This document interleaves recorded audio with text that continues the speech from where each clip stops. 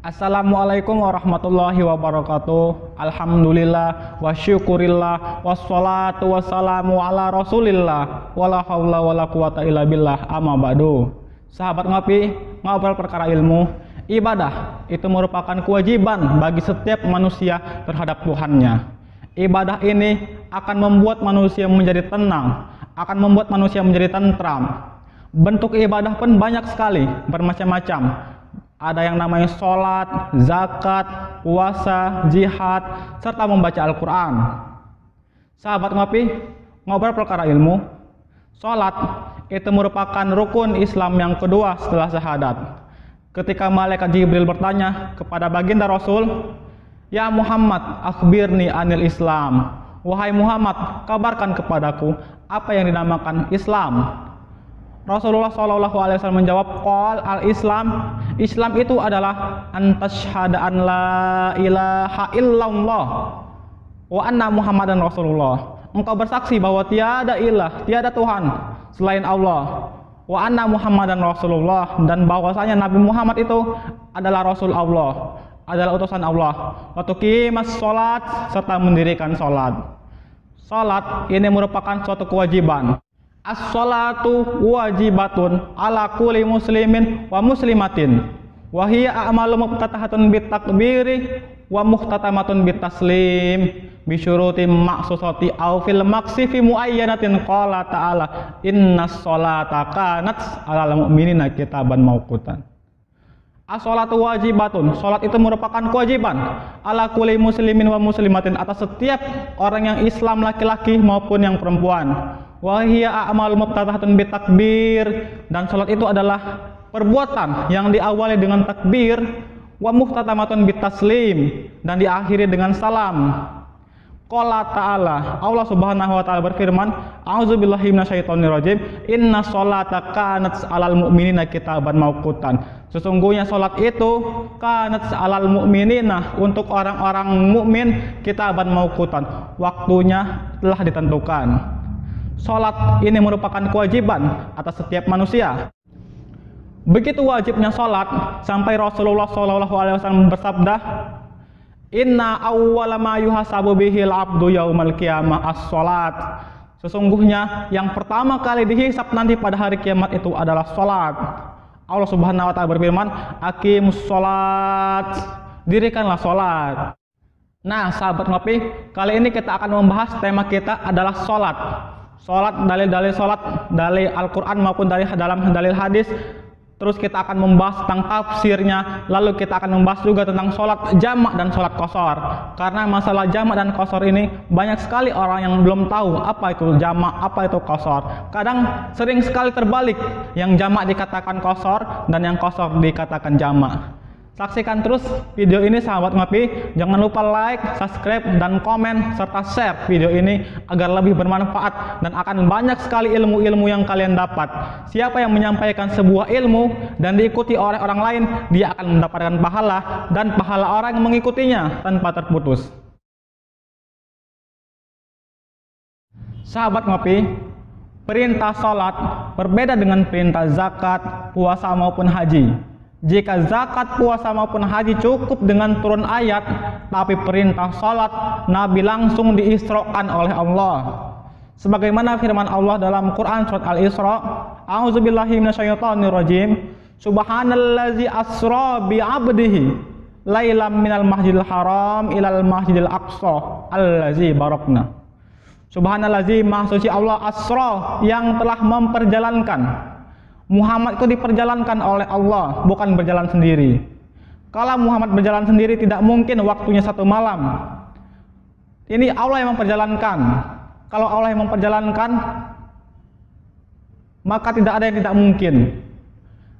Asra bi 'abdihi, Allah memperjalankan hambanya. Kata abdihi ini dua makna, ruh dan jasad. Jadi Nabi Muhammad SAW Isra dan Mi'raj itu yang berjalan ruh dan jasadnya. Nabi Muhammad bukan bermimpi Isra Mi'raj, bukan ruhnya saja yang diangkat, yang berjalan ke peristiwa Isra Mi'raj, tapi ruh dan jasadnya. Kata abdihi itu adalah ruh dan jasad. Kalau seandainya Nabi Muhammad itu cuma ruh saja yang Isra, pasti katanya bukan bi'abdihi, melainkan subhanallazi asra biruhihi. Ini tidak bi'abdihi. Abad itu ruh dan jasad. Lailam, pada malam hari.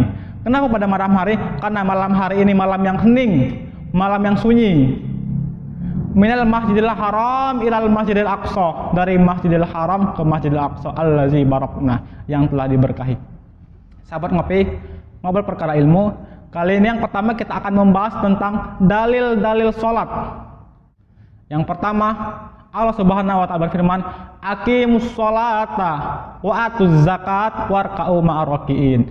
Dirikanlah sholat, wa atuz zakat, dan bayarlah zakat, warka'u ma'arrakiin, dan rukuklah bersama orang-orang yang ruku. Ayat ini turun, mana ayat ini memerintahkan kepada orang Yahudi untuk ikut sholat bersama Nabi Muhammad SAW.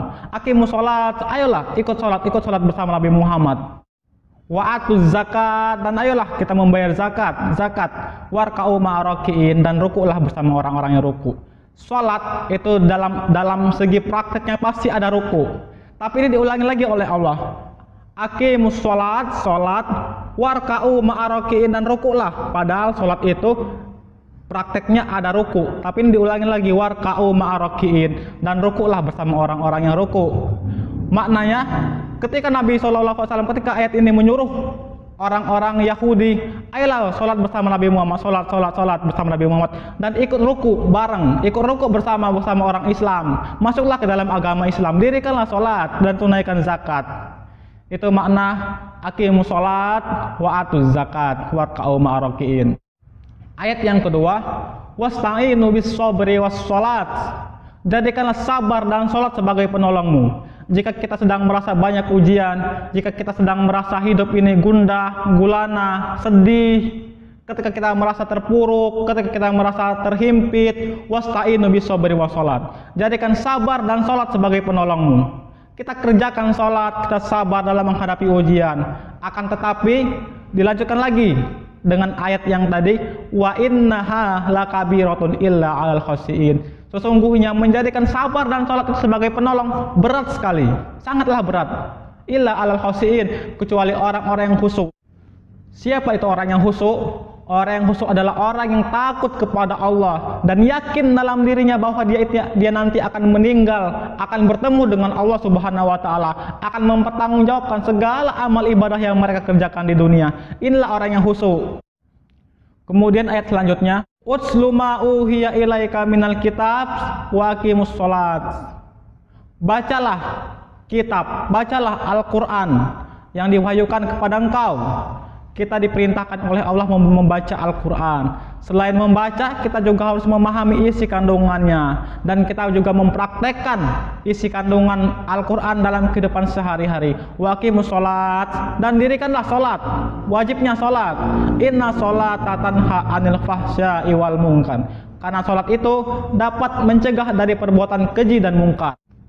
Makna sholat dapat mencegah perbuatan keji dan munkar adalah sholat yang benar, syaratnya lengkap, rukunnya lengkap, baca-bacaannya, tajwidnya sesuai pas.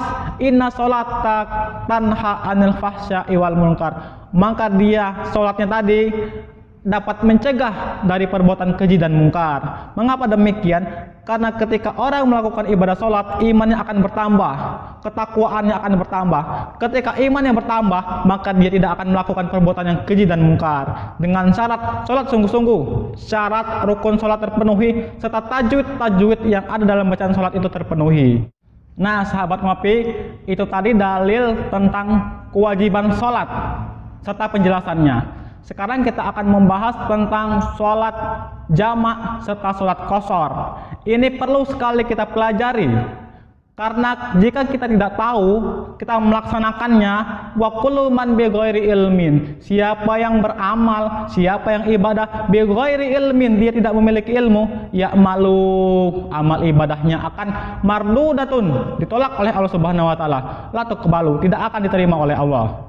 Sekarang kita akan membahas tentang jamak dan qashar. Ini wajib sekali diketahui oleh masyarakat umum. Mengapa? Karena banyak sekali orang yang belum tahu tentang sholat jamak dan sholat qashar. Ada yang terbalik, jamak dianggap qashar, qashar dianggap jamak. Apa sih sebenarnya sholat jamak dan sholat qashar itu? Sahabat ngopi, kewajiban itu ada sesuatu perbolehan, ada suatu keringanan. Tapi ketika larangan itu bersifat mutlak. Kewajiban itu ada perbolehan. Perbolehan ini dinamakan rukso, keringanan. Kita tidak sanggup sholat berdiri, maka kita boleh sholat duduk. Kita tidak sanggup sholat duduk, maka kita diperbolehkan berbaring. Ketika kita tidak sanggup juga sholat berbaring, maka sholatlah dengan kedipan mata. Jika tidak sanggup juga, kita harus disolatkan, maknanya telah meninggal dunia. Tapi ketika bersifat larangan, Allah melarang minuman keras, khamar, banyak walaupun sedikitnya tetap haram. Tidak ada keringanan, banyaknya haram, sedikitnya haram sedikit, tidak ada. Semua bersifat mutlak haram. Tapi ketika kewajiban itu ada rukso, ada keringanan. Seperti sholat. Yang pertama kita bahas tentang jamak.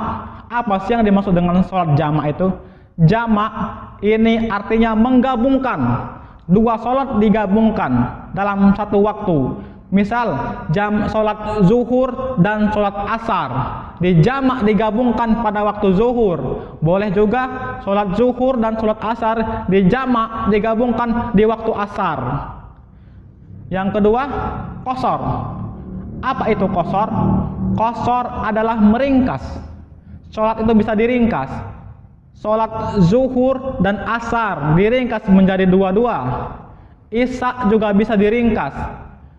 Ketika kita sedang sholat jamak, itu yang tidak boleh adalah sholat subuh.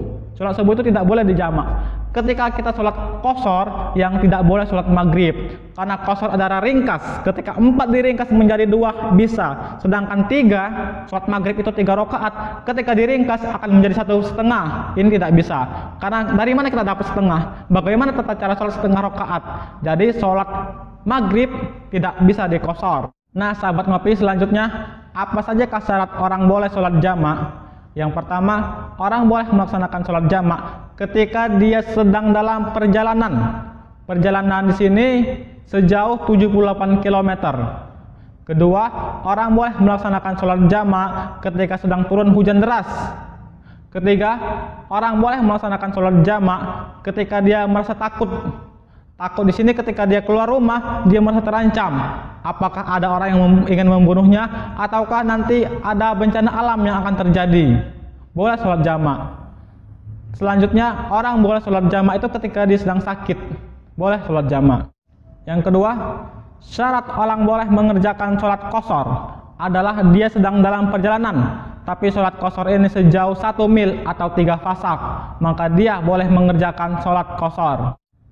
Selanjutnya jenis sholat jamak. Sholat jamak terbagi menjadi 2. Yang pertama jamak takdim, kedua jamak takhir. Pertama disebut dengan sholat jamak takdim. Jamak takdim ini menggabungkan 2 sholat zuhur dan asar di waktu zuhur.